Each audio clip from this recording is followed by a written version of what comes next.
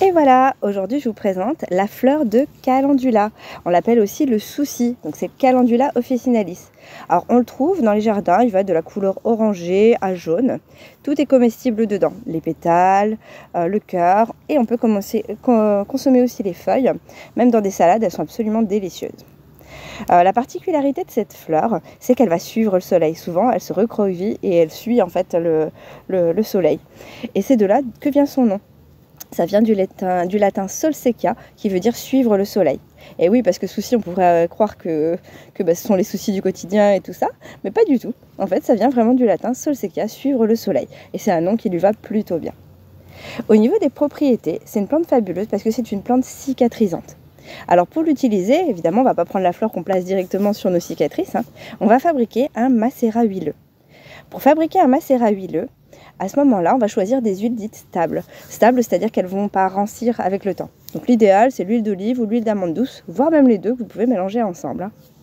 Ensuite, vous allez cueillir vos fleurs et les laisser légèrement sécher quelques heures, parce qu'on va éviter l'humidité due à la rosée. Là, par exemple, j'en ai un sur celle-ci.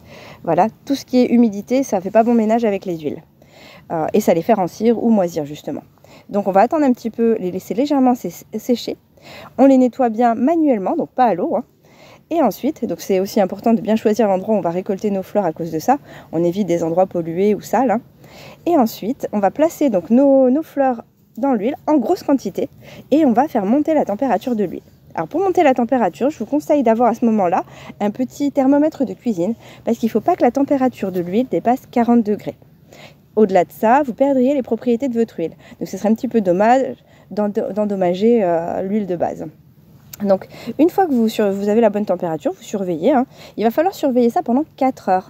Pendant 4 heures, vous laissez vos fleurs macérer dans l'huile et vous surveillez bien que la température ne monte pas. Au bout de ces 4 heures, vous allez mettre tout ça dans un récipient en verre hermétique que vous allez recouvrir soit d'un papier journal, soit mettre dans une pièce vraiment noire, histoire qu'il n'y ait pas de luminosité qui soit dessus, puisque ça oxyderait les végétaux.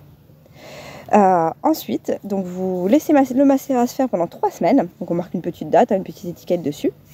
Et au bout de 3 semaines, vous allez filtrer. C'est-à-dire que vous allez ressortir votre huile. Vous allez, avec un chinois, enlever les végétaux. Alors pressez bien sur les végétaux pour pouvoir vraiment obtenir un maximum de l'huile obtenue. Et ensuite, vous allez mettre tout ça dans un récipient hermétique, propre. Et pareil, bien protégé de la lumière. Votre huile, ça sera donc un macérat, ça devient une huile de calendula.